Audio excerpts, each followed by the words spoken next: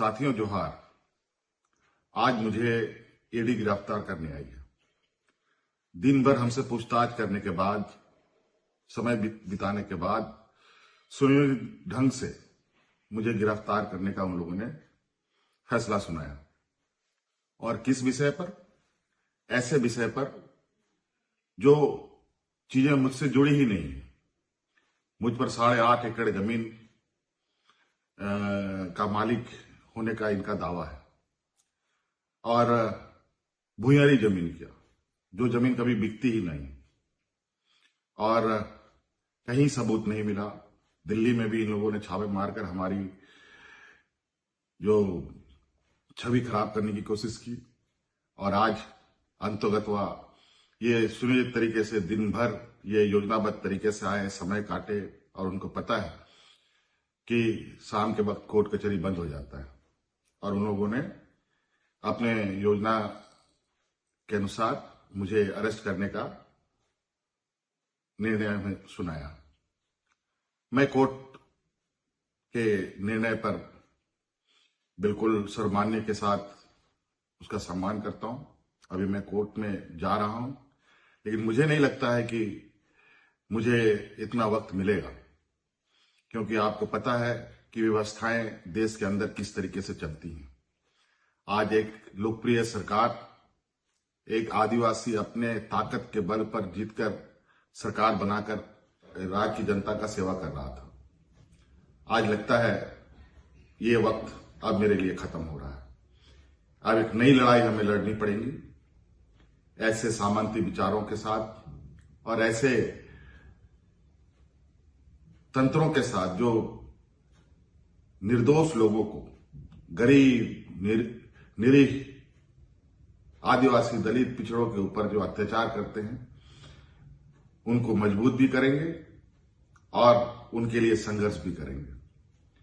आज मुझे संभवतः ये लोग अपने कब्जे में ले लेंगे, मुझे उसका चिंता नहीं। शिबू सोरेन का मैं बेटा हूं।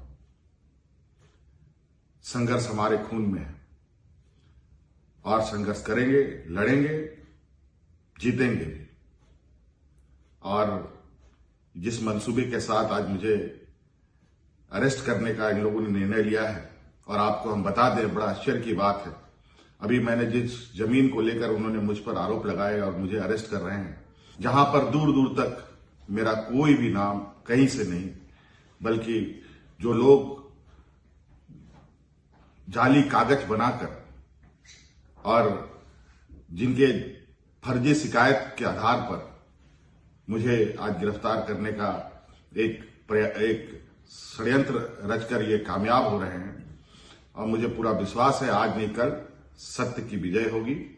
साथियों, समय मेरे पास बहुत कम है, बहुत कम समय में ये मैं वीडियो बना रहा हूं। एक जो अभी हाल में राजनीतिक षड्यंत्र का शिकार बिहार हुआ है, अब ये दूसरे राजनीतिक षड्यंत्र का शिकार झारखंड को बनाना चाहते हैं।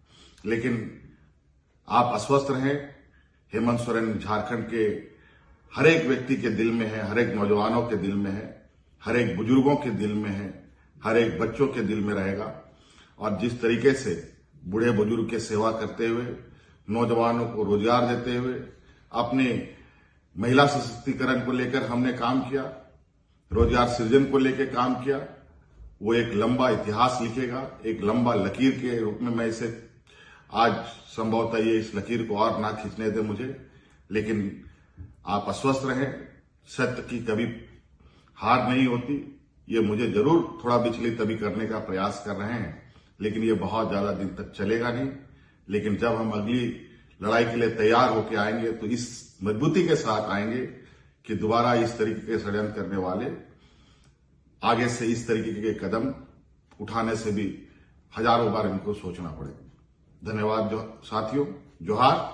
और कल सुबह अखबार के माध्यम से, टीवी चैनलों के माध्यम से संभवतः आप सब लोगों को इस बात की खबर होगी कि आज हेमंत सोरेन गिरफ्तार हो गया और हमारे जो विरोधी लोग हैं वो अपने नापाक इरादे पर जो अभी कामयाब हो रहे हैं, इस पर अपना पीठ थपथपाएंगे। और मैं जानता हूं झारखंड की जनता काफी संवेदनशील है और कर्मठ है और हम अपनी ईमानदारी के साथ अपनी लड़ाई को जारी रखेंगे और मैं उम्मीद करता हूं कि हमारी इस लड़ाई में आपका भी पूरा सहयोग मुझे प्राप्त होगा। धन्यवाद। जोहार।